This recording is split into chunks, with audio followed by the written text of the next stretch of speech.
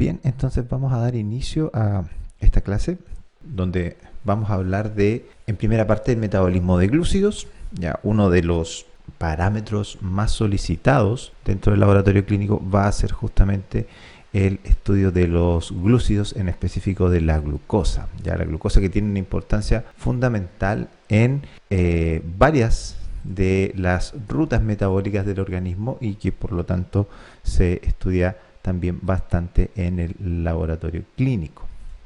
Primero que todo vamos a repasar un poco la estructura de los glúcidos. Los glúcidos son estructuras que son hidrocarbonadas. ¿Qué quiere decir eso? Que están compuestas principalmente de carbono, hidrógeno y oxígeno, ¿sí? De hecho, la cantidad de carbonos que poseen es lo que marca muchas veces el destino metabólico y la función que pueden tener, ¿ya? En ese sentido, vamos a tener glúcidos de 2 y 3 carbonos, que van a ser principalmente el glicolaldehído, gliceraldehído y el dihidroxiacetona, que van a corresponderse a las cetonas, el cual también tiene una importancia fisiológica que vamos a ver un poco más adelante también.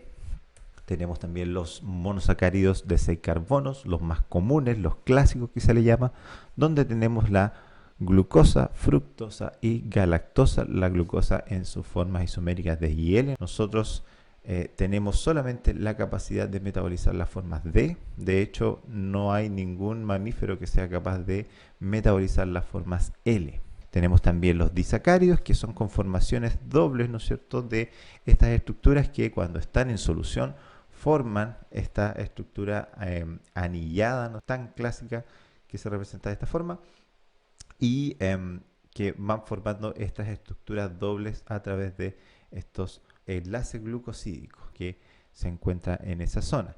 Aquí encontramos tres principales, ¿no es cierto?, la maltosa, lactosa y la sacarosa.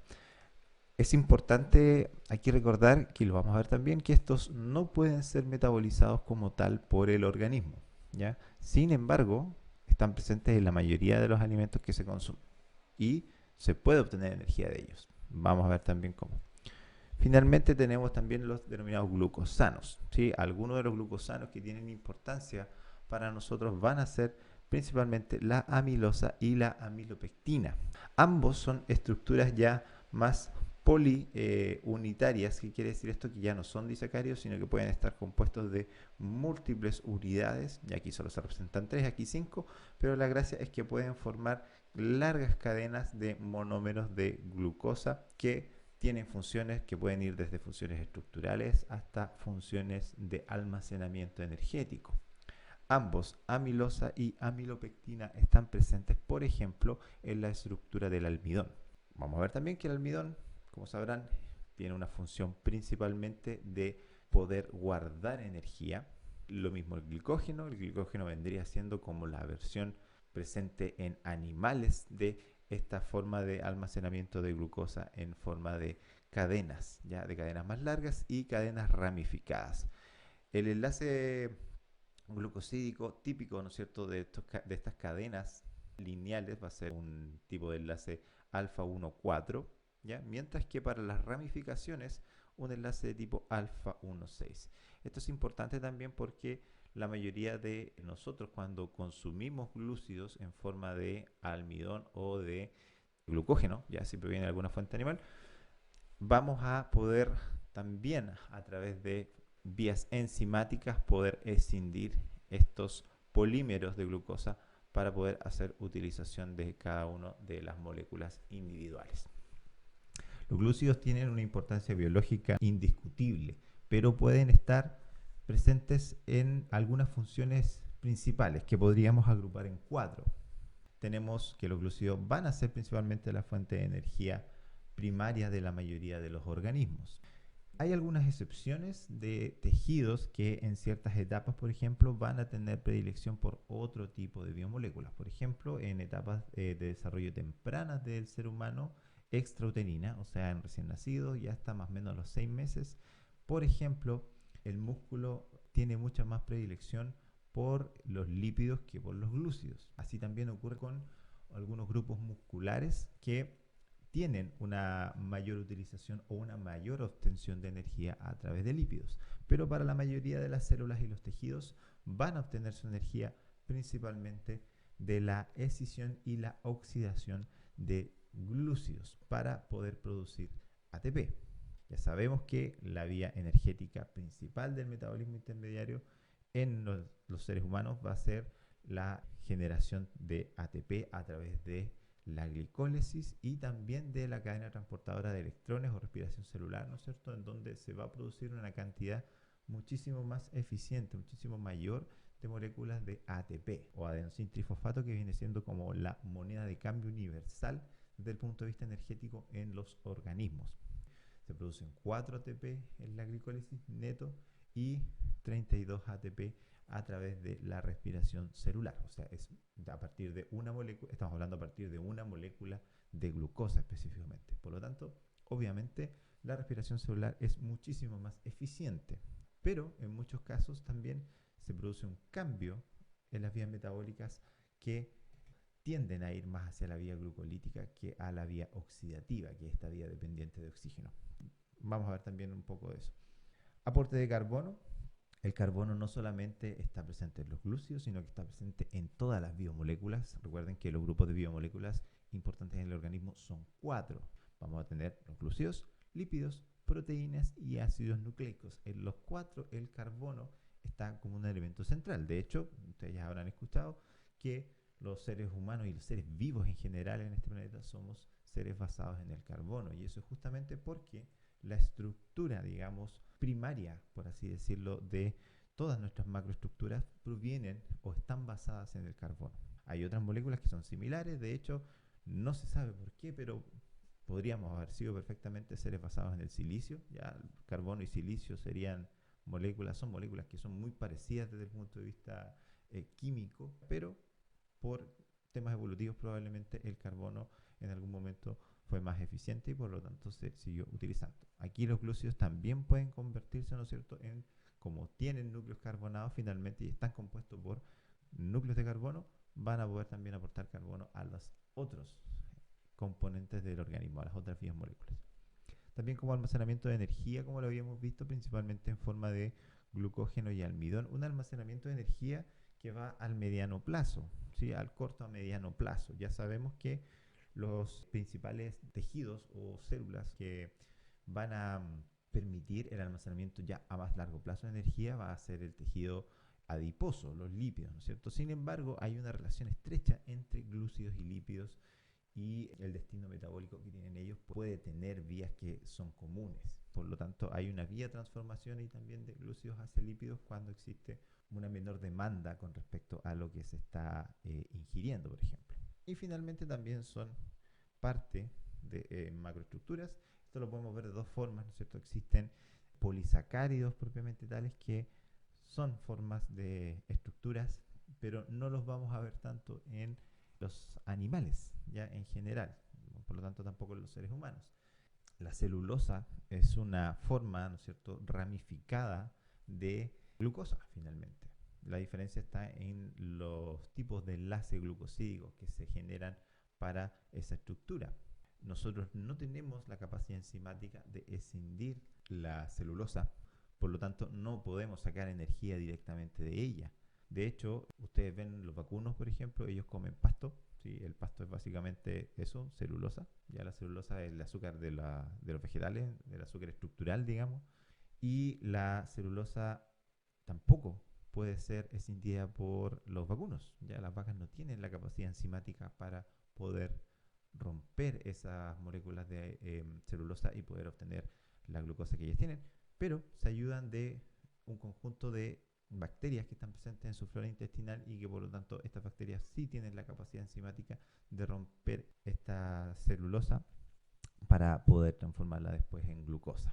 Y de ahí, obviamente, la vaca o el animal puede obtener su energía. En el caso de los seres humanos, sí, también los vamos a encontrar como componentes estructurales, pero principalmente es asociado a membranas celulares en conjunto, por ejemplo, con lípidos y proteínas, o sea, formando glucolípidos, formando glucoproteínas. También están presentes en varios receptores, ¿no es cierto?, en varios ligandos celulares que son de estructura glucolipídica o proteoglucídica.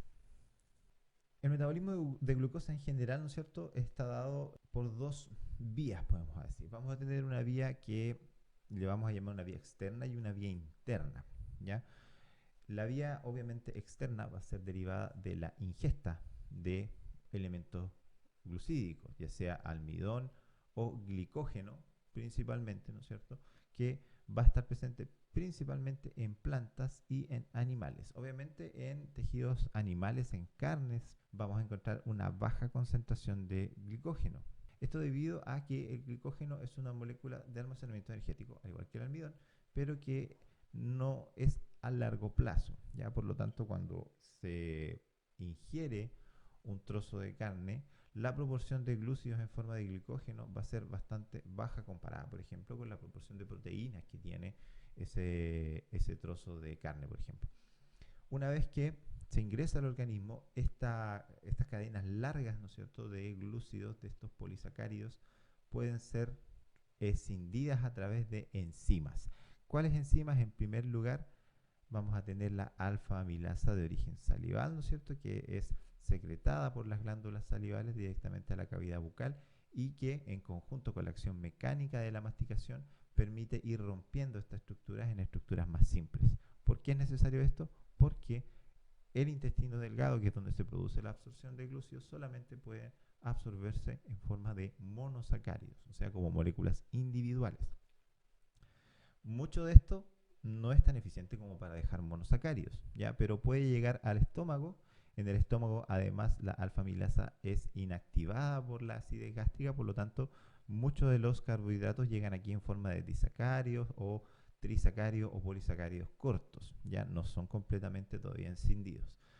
Por lo tanto, una vez que llegan ya al intestino delgado, ya obviamente el quimo en este caso es neutralizado en su acidez por principalmente el bicarbonato de origen pancreático y además el páncreas genera también una forma de alfa-amilasa, la alfa-amilasa pancreática, que es capaz ya de terminar ese proceso y generar glucosa libre, pero también otros monosacáridos como glucosa y galactosa, ¿sí? Estos pueden ser reconvertidos a glucosa o transportados para otras funciones específicas, pero por transportadores diferentes a nivel intestinal. ¿Qué es lo que tenemos acá? En primer lugar, vamos a ver que los transportadores principales asociados a la absorción de glucosa van a ser los transportadores de glucosa y sodio, también llamados cotransportadores, porque hacen este cambio, ¿no es cierto?, que pueden intercambiar una molécula por otra, en este caso glucosa por sodio. Tenemos aquí, ¿no es cierto?, que puede venir almidón, formas de glucosa, formas de maltosa o lactosa, ¿no es cierto?, disacáridos, monosacáridos o polisacáridos.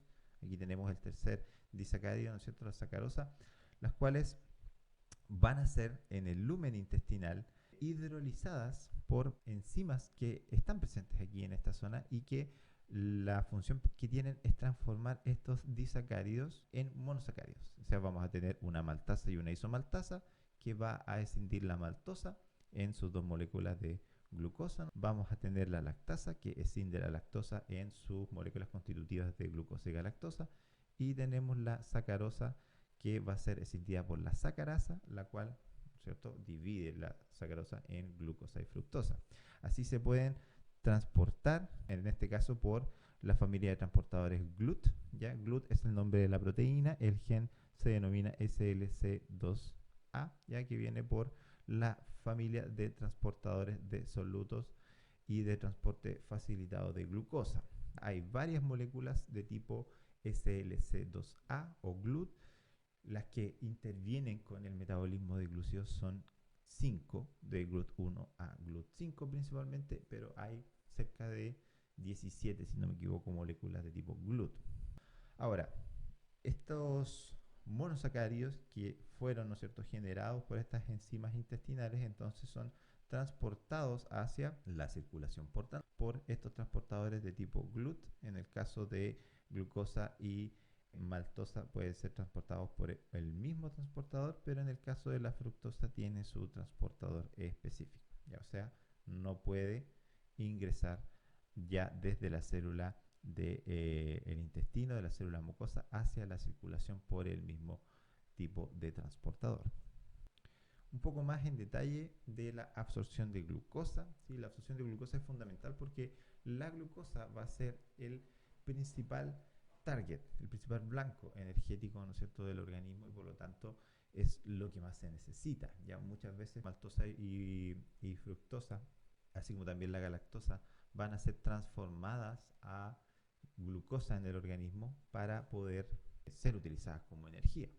Por eso es que es tan importante el transporte de glucosa. Fíjense que acá el transporte, la absorción de glucosa desde el lumen intestinal hacia las células del intestino, en primer lugar, son realizadas por el transportador GLUT1 o SGLT1, ¿no es cierto?, que es un cotransportador de glucosa y sodio, por eso es de la familia SGLT, el cual va a hacer varias acciones metabólicas. Primero va a ser que cuando tenemos un aumento en la expresión de este gen, ya del gen SGLT1, se va a inducir la absorción de sodio. Con eso se va a también inducir la absorción de glucosa, generando una elevación de la molécula de sodio en el interior de la célula, lo cual va a hacer también que se activen estos transportadores de tipo canales de sodio gatillados por voltaje. ¿Ya? O sea, se produce un cambio de voltaje por aumento, ¿no es cierto?, electrolítico, que hace que este sodio también pueda ser ingresado, aumentando la concentración. A su vez, ¿no es cierto?, tenemos estos canales de calcio iniciados también por voltaje, los cuales van a hacer que se aumente la concentración de calcio intracelular derivada, ¿no es cierto?, de el aumento del ATP, producto de la mayor disponibilidad de glucosa, ¿no es cierto?, por esta entrada de este transportador. Esta glucosa va a ser después transportada desde la célula intestinal hacia la circulación sanguínea, la circulación portal, ¿no es cierto?, por la molécula GLUT2, ¿sí? Y también aquí la sodio-potasio ATPasa tiene un rol, ya que con este mismo sodio disponible se puede hacer ingresar potasio. El potasio cambia también la polaridad de esta célula, produciendo depolarización de la membrana, ¿no es cierto?, y permitiendo que a través de segundos mensajeros como AMP cíclico se produzca la liberación de algunas moléculas como el péptido similar al glucagón de tipo 1, que va a tener algunos efectos metabólicos importantes asociados a hormonas, ya como por ejemplo que inhibe la secreción de glucagón y aumenta la secreción de insulina. Vamos a ver esto más adelante, pero estas moléculas, ¿no es cierto?, estas hormonas inhiben finalmente la producción de glucosa intracelular, aumentando la absorción de glucosa por las células. Algo que no dije anteriormente, ya hablé solamente de la vía externa de obtención de glúcidos, pero también hay una vía interna, y es aquí donde el hígado juega un rol fundamental, ya que el hígado es capaz de producir glucosa de novo, como se le llama, o sea, a partir de otros elementos ricos en carbono. Es capaz de producir glucosa desde lípidos, ¿no es cierto?, desde proteínas también, e incluso desde ácidos nucleicos. Ya, por lo tanto, también ahí hay un aporte interno de glucosa que es independiente, entre comillas, ¿no es cierto?, de la ingestión de glúcidos. El metabolismo de glúcidos está finamente regulado por una serie de enzimas y una serie de hormonas. Aquí se muestran principalmente las vías endocrinas y enzimáticas que tienen que ver con el metabolismo de glúcidos. En primer lugar, aquí tenemos la glucosa, que va a entrar a primero la glicólisis, donde hay un rol importante de enzimas como la exoquinasa, tanto la tisular y la hepática, y la glucosa 6-fosfatasa, lo que van a permitir que esta glucosa entre en la primera etapa de la glicólisis para poder producir, ¿no es cierto?, también a través del ciclo de los ácidos tricarboxílicos, finalmente piruvato, y poder generar ATP a través del ciclo de los ácidos tricarboxílicos, que está aquí expresado en este resumen. Ahora, muchos de estos procesos también enzimáticos están regulados por hormonas. Aquí tenemos algunas hormonas. Con esta cruz están las que están siendo inhibidas por esa enzima. Por ejemplo, en este caso, cuando hay un aumento de la conversión de glucosa a glucosa 6-fosfato, esta va a también ser transformada en glucosa 1-fosfato, induciendo la generación de glicógeno, todo esto mediado por insulina. Cuando aumenta la insulina, se va a aumentar también la producción de glicógeno, lo cual es inhibido si hay una mayor concentración de epinefrina y glucagón. Glucagón e insulina son hormonas antagónicas. ¿Qué quiere decir eso? Que tienen efectos contrarios.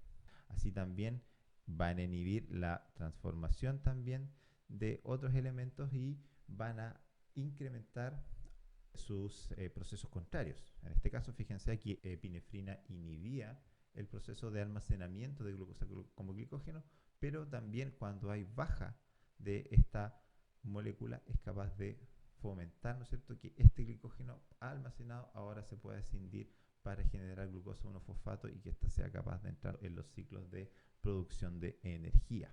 Insulina también tiene efectos, digamos, más tardíos, más retrasados en cuanto a las vías de generación enzimática de energía, pero va a estar presente, fíjense, en varias de las vías metabólicas. No va a afectar simplemente a un primer nivel, sino que también dentro de los ácidos tricarboxílicos, a la piruvato quinasa, ¿no es cierto?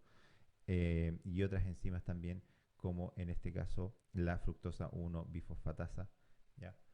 Que va a ser también regulada en este caso, fíjense, por insulina.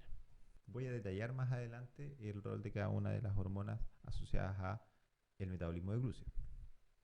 El destino metabólico de los glúcidos puede ser variado. El primero va a ser obviamente la obtención de energía a través de la fosforilación oxidativa, respiración celular, cadena transportadora de electrones, como quieran llamarla, pero que produce finalmente ATP, ¿sí?, y agua como elemento anexo desde una molécula de glucosa, pasando primero por la glicólisis, ¿sí? Acuérdense que la glicólisis genera piruvato. El piruvato es transformado a acetilcoenzimo A, que entra en el ciclo de los ácidos tricarboxílicos, antiguamente llamado ciclo de Krebs, para producir NAD reducido, FAT reducido, el cual puede entrar en la mitocondria para producir una mayor cantidad de ATP. Eso como primer destino. Destino, obtención de energía de forma rápida, vamos a poner entre comillas, ¿sí? También puede ir, cuando esto ya está suplido de forma correcta, puede ir a las vías de almacenamiento. ¿Cuáles son las vías de almacenamiento? Principalmente a transformarse en glicógeno, ¿sí? Una vez que esto está saturado, podríamos decir que los requerimientos energéticos están cumplidos, parte de esta glucosa que no se necesita, porque ya están cumplidos los requerimientos energéticos, pasa a glicógeno para su almacenamiento y consumo a mediano plazo. O sea, estamos hablando de un tiempo de 24 horas aproximadamente.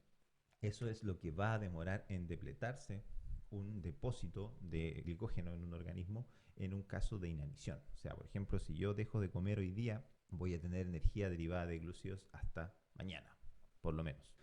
Cuando ya se han completado los depósitos de glicógeno, parte de esa energía también puede ser almacenada ya a más largo plazo a través de la transformación de glucosa 6-fosfato a glicerol por diferentes vías enzimáticas, ¿no es cierto?, para generar ácidos grasos libres por una parte y grasa, tejido adiposo, ¿no es cierto?, en forma de triglicéridos, los cuales son almacenados en el tejido adiposo. Estos ácidos grasos libres pueden producir cuerpos cetónicos. Esto va a ser en caso de que el organismo detecte que no hay glucosa disponible para poder obtener energía. ¿Qué quiere decir eso? Que para que se produzca la vía cetogénica tenemos que tener totalmente depletados los almacenamientos de glicógeno y nada de ingesta asociada a glúcidos. En esos casos, ¿no es cierto?, cuando ya no hay glúcidos de la dieta, no hay glúcidos ni glicógeno, la grasa se puede transformar en primer parte en glucosa en cierta parte, pero de forma rápida en cuerpo cetónico. ¿Y por qué de forma rápida? Gran parte de la glucosa que se obtiene en el organismo va para el funcionamiento del cerebro. Ya el cerebro es uno de los principales consumidores de glucosa, consume cerca del 30% de la glucosa que se consume, el 30% de la energía, por ende también, y por lo tanto sus requerimientos energéticos son altísimos y no puede dejar de funcionar. Si no hay glucosa, no hay glucógeno, tiene que buscar una vía alternativa para funcionar y esa vía se da a través de los cuerpos cetónicos. Por eso es que es tan importante que estos se produzcan ya cuando no existen estos dos.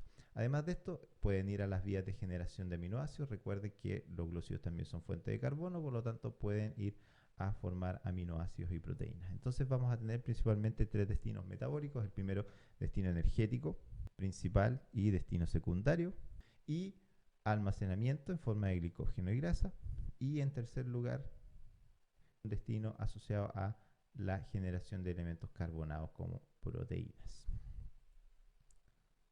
El uso clínico de las pruebas de glúcidos va a estar dado principalmente para la detección de diabetes mellitus. Ya no me voy a tener mucho diabetes mellitus, lo vamos a ver en el futuro, ¿sí? Porque vamos a hablar más que nada de lo que es los glúcidos en específico, las pruebas y la fisiología y la fisiopatología de la diabetes la veremos más adelante, pero tengo que hacer una mención acá muy general de qué es esta enfermedad y a qué corresponde. Ya la diabetes mellitus es una enfermedad de tipo crónica, una condición crónica donde existe una hiperglicemia persistente. ¿Ya? De hecho, se denomina también una hiperglicemia crónica. ¿Qué quiere decir esto? Tenemos una elevación en la concentración de glucosa a nivel de la sangre.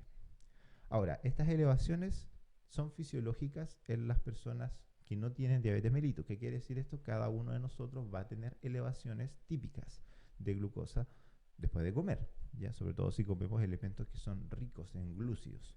Ahora, el punto está en que las personas que no son diabéticas pueden manejar esta situación a través de diferentes hormonas, ¿no es cierto? Principalmente la insulina, la cual permite, facilita que esta glucosa sea retirada de la circulación sanguínea para entrar en las células y responder a cualquiera de las necesidades que ésta tenga, ya sea de almacenamiento o de generación de energía o generación de otros elementos carbonados.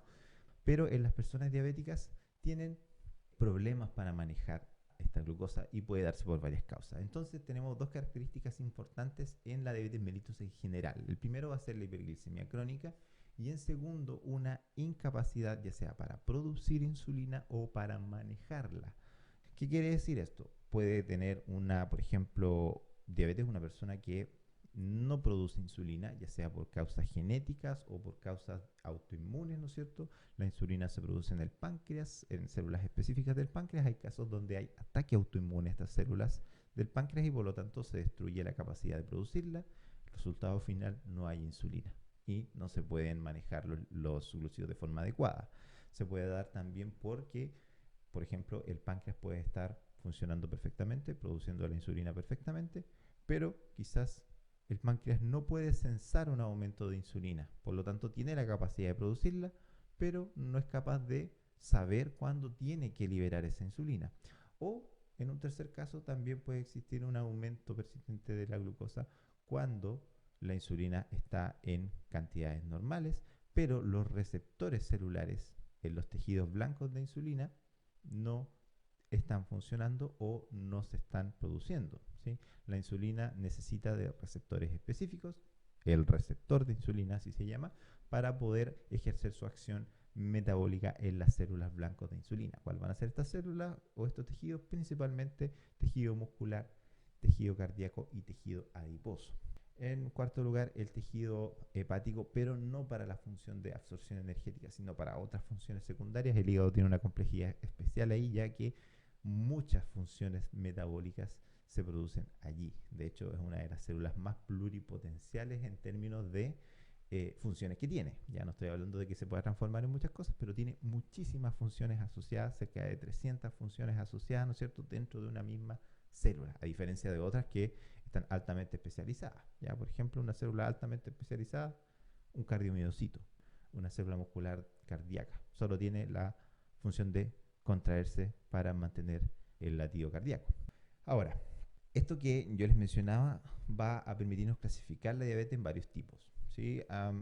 Muy en resumen, la diabetes tipo 1 se va a diferenciar de la diabetes tipo 2 y de otros tipos de diabetes. La diabetes tipo 2 es la más frecuente, es la más común, que tiene algunas características, por ejemplo, de aparecer tarde en la vida y estar asociado bastante a otros cofactores, comorbilidades como por ejemplo obesidad y enfermedades cardiovasculares. De hecho, hay una relación ahí entre los lípidos corporales, el tejido adiposo y la generación de, primero que todo, resistencia a insulina y después diabetes. Otra característica importante, aquí la secreción de insulina está perfecta, en muchos casos no hay problema, pero el problema está a nivel de la recepción de esta insulina en los tejidos, ¿sí? Por lo tanto, hay insulinoresistencia. La insulina está normal, pero no puede ser utilizada finalmente por el organismo. A diferencia de lo que ocurre en la diabetes tipo 1, donde al haber muchas veces destrucción de células beta, no hay insulina disponible, no existe la molécula. ¿Por qué?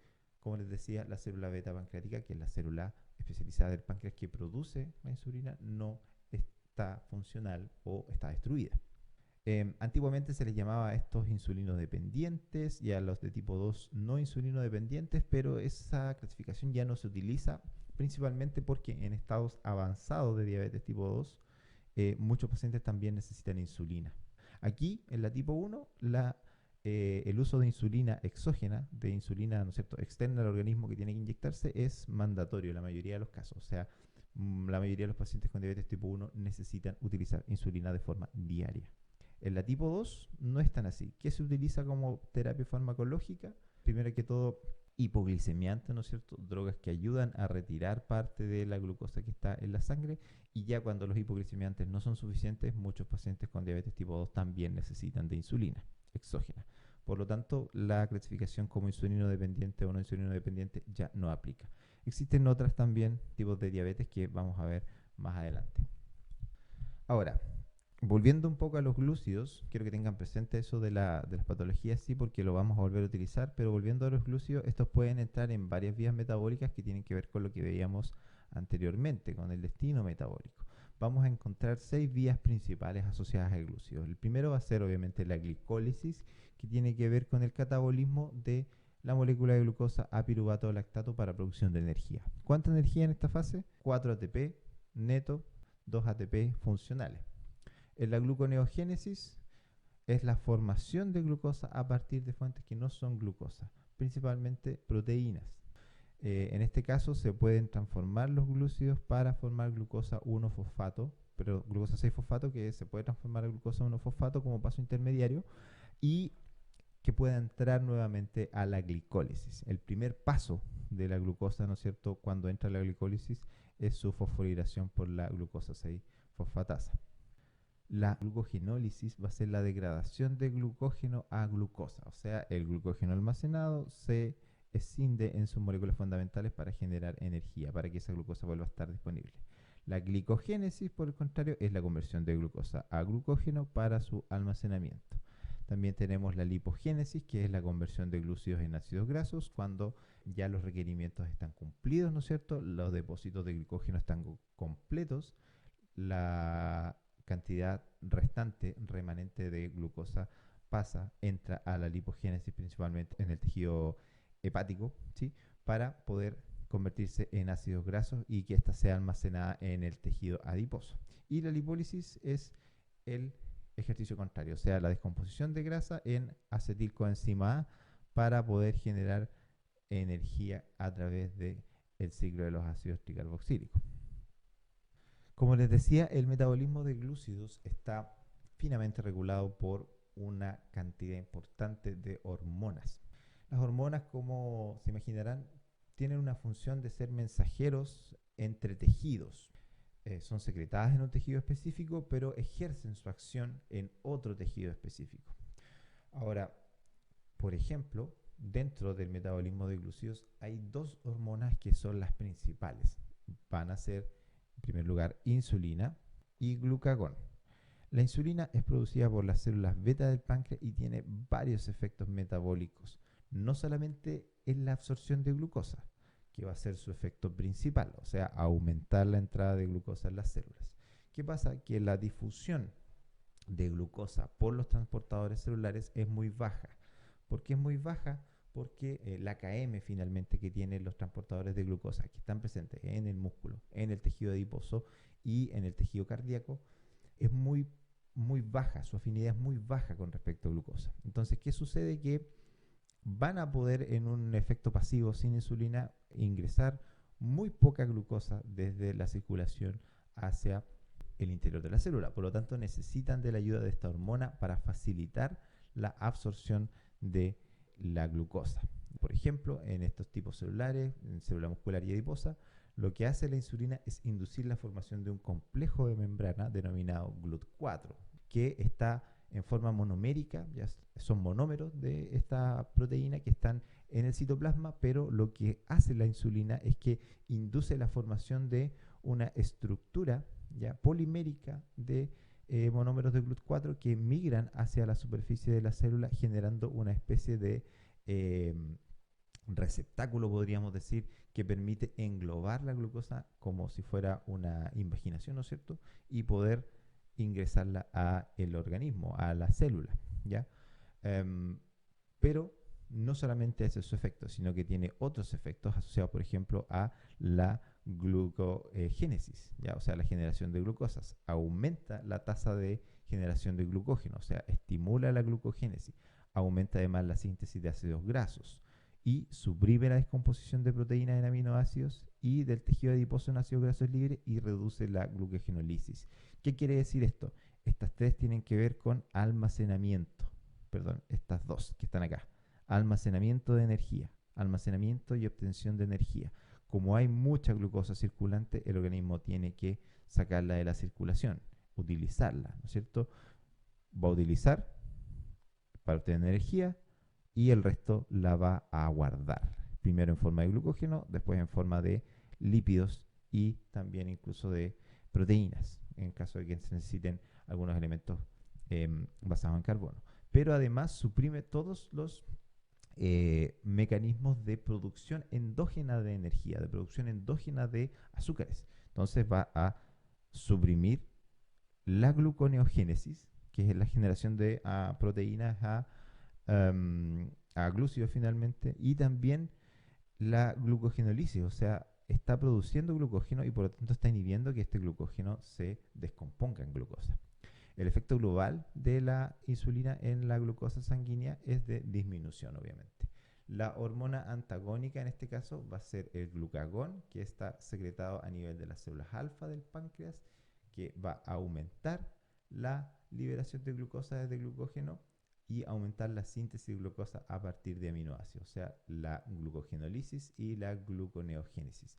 Totalmente lo contrario a lo que hace la insulina. El efecto en la glucosa sanguínea es de aumento. ¿Qué pasa cuando hay una baja de glucosa? Cuando el organismo no está recibiendo suficiente glucosa, comienza a secretarse glucagón, ¿no es cierto?, que va a generar estos efectos, o sea, aumentar la biodisponibilidad de glucosa para que ésta migre hacia los tejidos que lo necesitan y poder ejercer su efecto energético.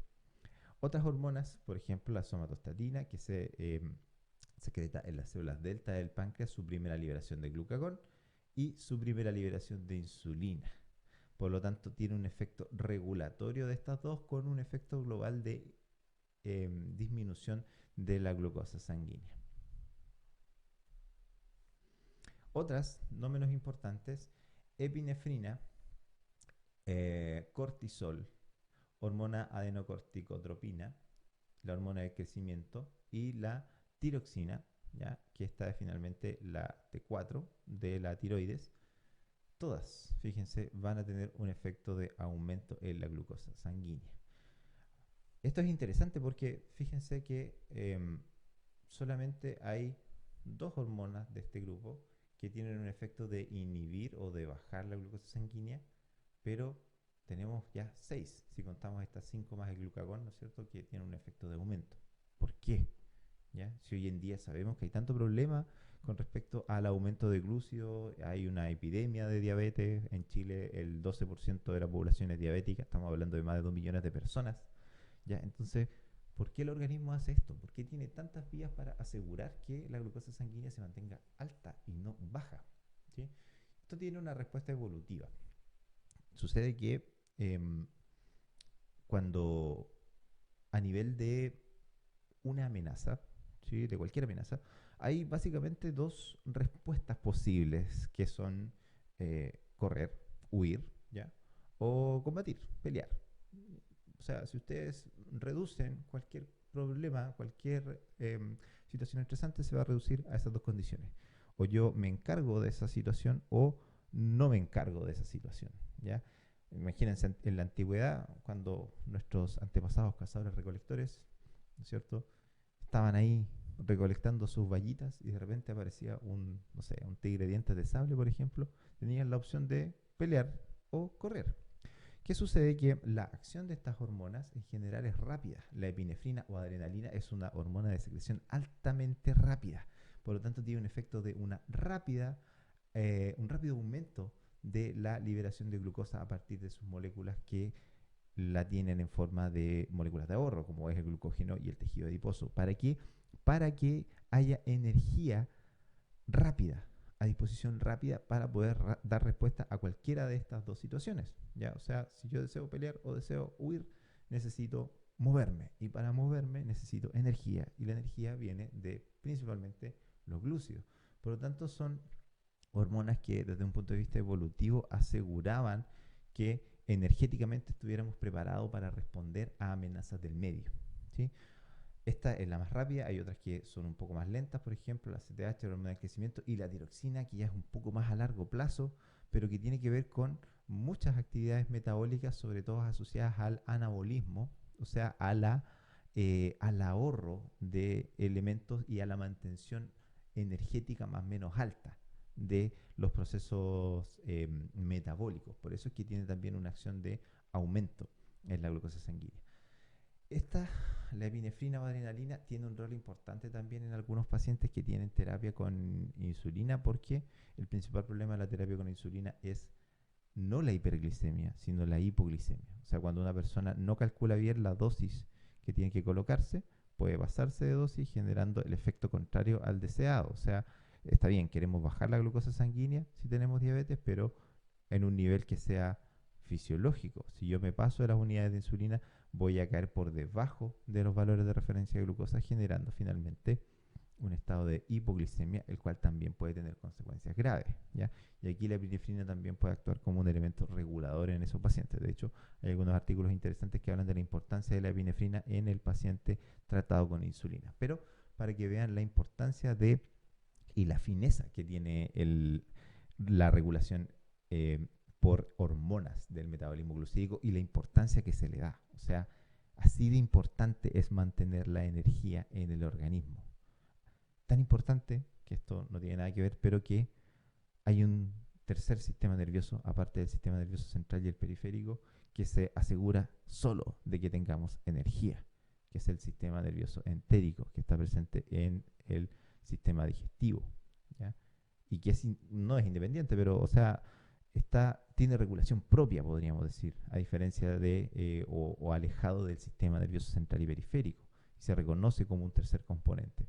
O sea, es tan importante la mantención de la energía, ya sea proveniente de la alimentación o proveniente de elementos internos, que está altamente regulado, y por eso es que también cuando hay problemas a nivel del metabolismo energético en general, ya sea de glúcidos lípidos, es tan muchas veces difícil de poder encontrar una forma concreta de poder tratarlo.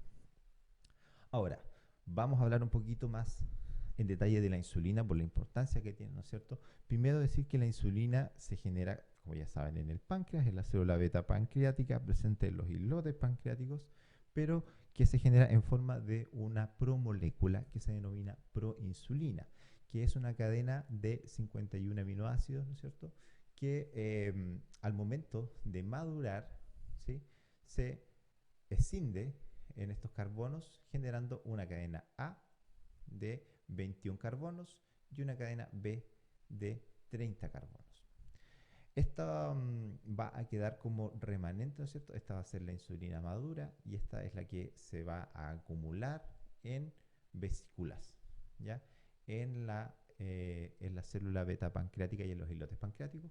Cuando hay un aumento de la glucosa sanguínea, se produce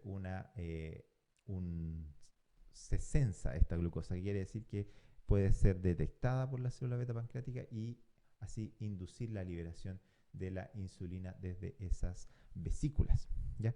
Pero si lo que está almacenado no es suficiente, también induce esta misma glucosa la generación de insulina de nuevo, o sea, la producción in situ en el momento de insulina. Obviamente primero de proinsulina. El remanente va a ser el péptido C, que también tiene algunas funciones importantes y que en el laboratorio también va a tener un papel que vamos a entrar a detallar un poquito más adelante. El rol fisiológico de la insulina va a ser justamente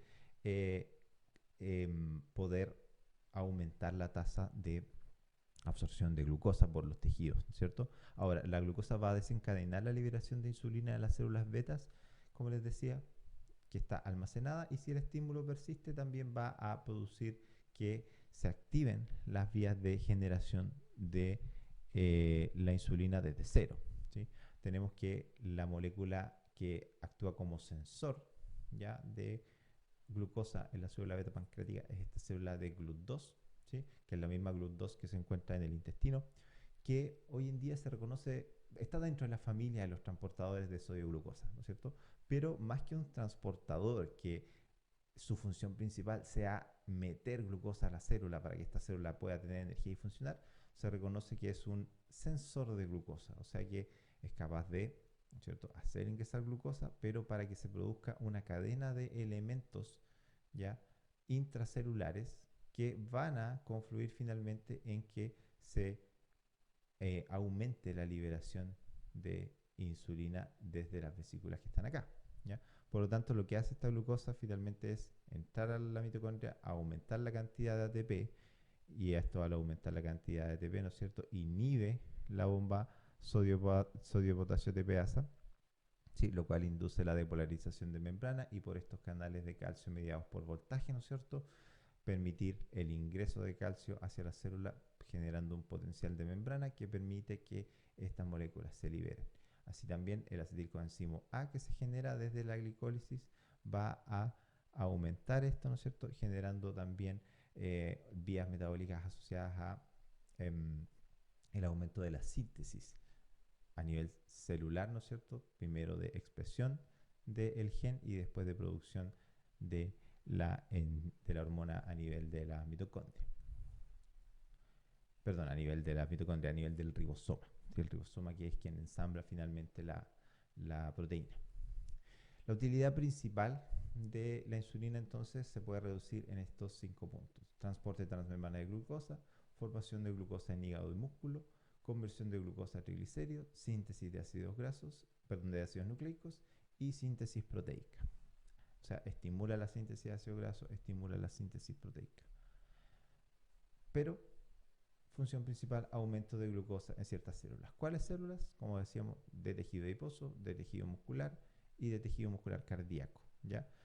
A nivel del hígado, también el hígado presenta una expresión elevada de receptores de insulina, eso es cierto, pero para otras funciones. ¿Cuáles? Estas, la síntesis, ¿ya?, tanto de ácidos nucleicos como de lípidos, que son inducidas también por insulina. En el hígado se produce el ingreso de glucosa por transportadores que no dependen de insulina, ¿ya? Por lo tanto, es uno de los tejidos junto con, por ejemplo, el cerebro, que no necesitan insulina para hacer ingresar glucosa al espacio intracelular. Otros agentes que estimulan la liberación de insulina son las sulfonilureas, que son fármacos que justamente regulan la glicemia, que se utilizan como terapia de segunda línea para la diabetes mellitus tipo 2. También algunos aminoácidos como la leucina y la arginina y algunas hormonas intestinales como las que veíamos anteriormente pueden inducir también la secreción de insulina. Simplemente aquí para mostrarles un poquito, es básicamente lo mismo, ¿no es cierto?, la entrada de glucosa a través de transportadores GLUT2 para que entren primero la glicólisis en el ciclo de Krebs, generando ATP y permitiendo, ¿no es cierto?, que se genere el potencial de membrana necesario para liberar las vesículas de insulina que están presentes. Pero además, ¿no es cierto?, esta misma insulina tiene sus propios receptores en esta célula que lo que hacen es poder regular la generación de novo de la proteína de la insulina, o sea, inducir la expresión génica. ¿Qué significa eso? Inducir la generación primero de ARN mensajero desde el gen de la insulina para que éste migre a los ribosomas y se pueda producir la proteína de la insulina y posteriormente ser almacenada y que se repita este proceso, ¿ya? Por lo tanto, también tiene un papel de autorregulación. Cuando se detecta una mayor concentración de insulina circulante, ¿ya?, este procedimiento se va a tender a regular también. O sea, si hay harta insulina, se va a detener la producción de insulina de nuevo. El remanente de la proinsulina, una vez que es escindida en insulina, va a ser el péptido C, ¿no es cierto? Vamos a tener aquí que esto queda el péptido C y la insulina madura. Esta insulina queda en forma de dos cadenas, como les decía, alfa y beta, que son unidas por puentes de hidrógeno, ¿ya? Y el péptido C tiene esta forma de C y por eso se le denomina péptido C, y también porque es la tercera cadena que queda, A, B y C. Entonces es una cadena de 31 aminoácidos que va a conectar las dos cadenas de la insulina y se utiliza para medir la producción de insulina por las células beta del páncreas. ¿Qué quiere decir esto? En algunos casos vamos a ser incapaces en el laboratorio de poder detectar la insulina, ¿ya? La medición de insulina en general se utiliza de forma bastante, vamos a decir, mesurada para el diagnóstico de condiciones asociadas a hiperglicemia como diabetes, ¿sí? El principal metabolito que se va a medir ahí va a ser glucosa, ya sea en niveles basales, o sea, en niveles propios del organismo después de una cantidad de horas de ayuno, o después de una sobrecarga de glucosa. Vamos a ver también que hay una técnica para poder medir glucosa en base a una sobrecarga. Pero la insulina puede estar asociada más que nada a no a un diagnóstico propiamente tal de diabetes, vamos a decir directamente, pero sí a un diagnóstico etiológico. ¿Qué quiere decir eso? Ok, hay una diabetes. Ahora, ¿qué está causando esa diabetes? O sea, saber cuál es la etiología de base. ¿Por qué? ¿Ya? Si no somos capaces de detectar insulina, ¿ya? Pero sí de detectar péptido C, podemos encontrarnos con algunas situaciones que son importantes. Entonces, la utilidad del péptido C va a estar dada por algunos elementos.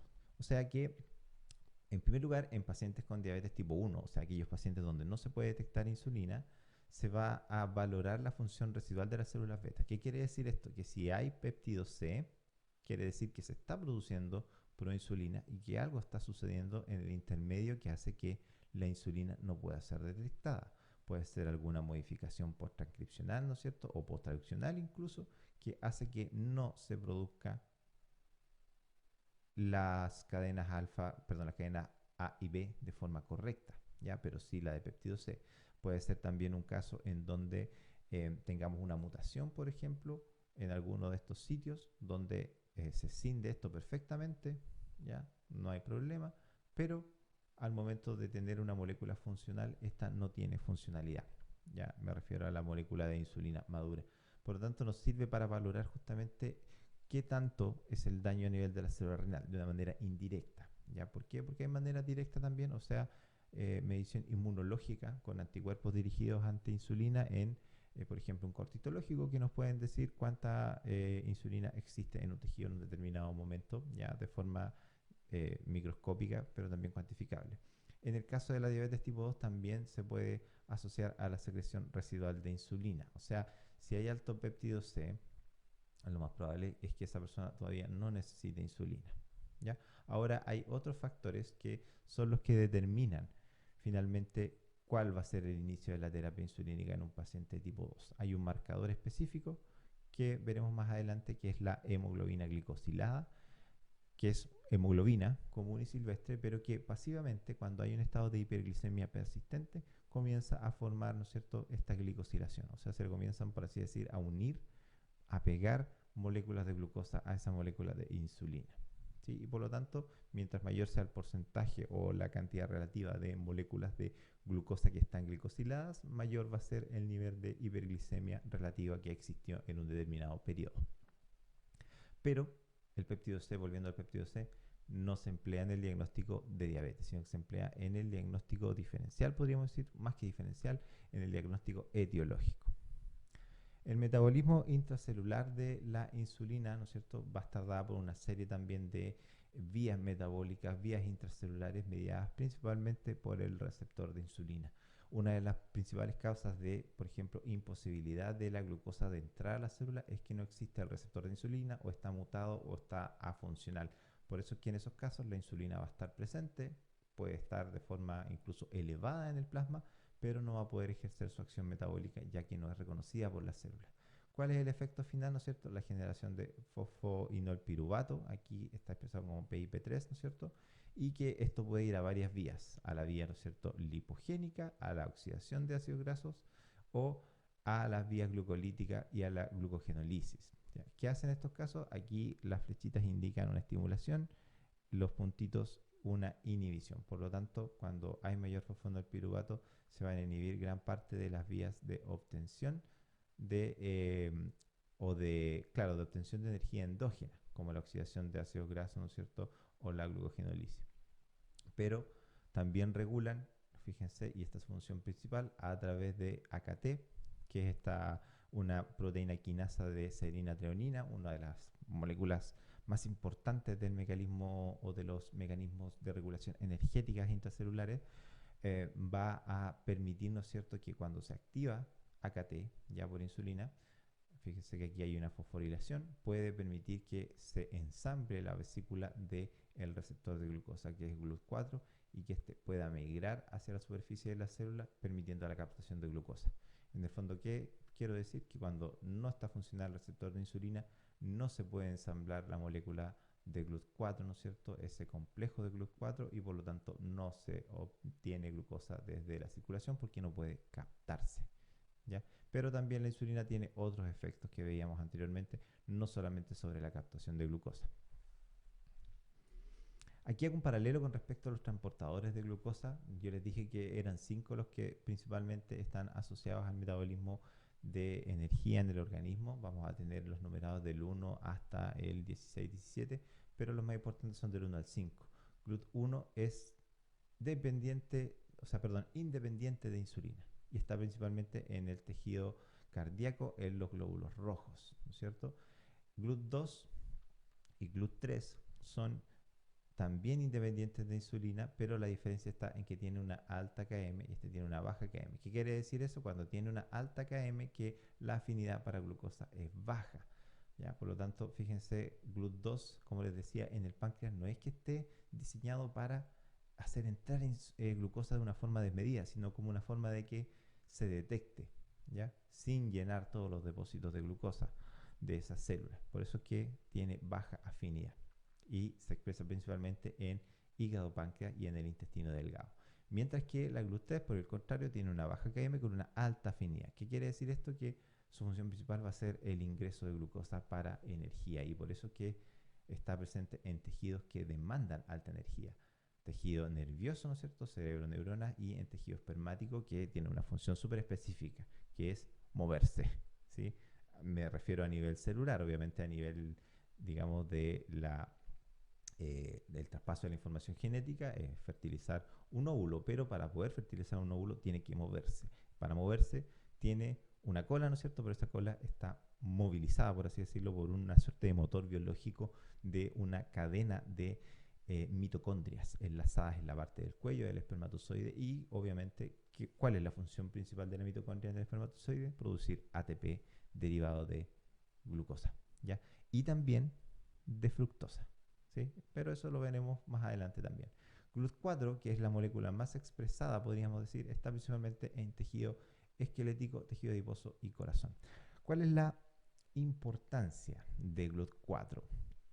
GLUT4 va a ser quizás la molécula más estudiada y quizás la molécula más responsable, por así decir, de la resistencia a la insulina, que se denomina. ¿Qué quiere decir esto? Una pérdida de la sensibilidad a la insulina por ejemplo, imposibilidad de generar GLUT4 porque no hay receptor de insulina, como les decía recién. Ahora, ¿por qué entonces es tan importante? Si bien sería más importante, ¿no es cierto?, que GLUT3 estuviera fallada porque no hay porque podría haber algún problema neurológico, ¿no es cierto?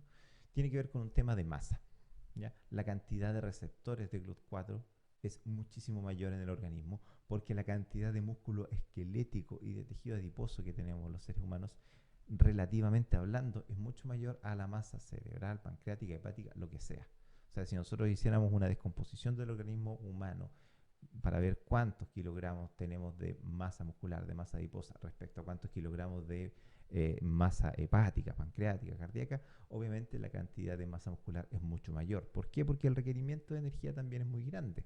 Para poder movilizarse, ¿cierto?, se necesitan grandes cantidades de energía. Por eso que también hay tanto receptor GLUT4 en tanto a cantidad neta, ¿sí? Como hay mucho músculo, como hay mucho tejido adiposo en el organismo, obviamente hay mayor expresión de GLUT4 y es por eso que cuando este receptor falla, es altamente probable que se produzcan problemas a nivel de la sensibilidad a insulina y por lo tanto a la captación de glucosa por las células, ¿ya? De hecho, este se responsabiliza en muchos casos a la insulinoresistencia como factor primario en conjunto con el receptor de insulina. GLUT5 se expresa principalmente en el intestino delgado, pero tiene una mayor afinidad por fructosa que por glucosa.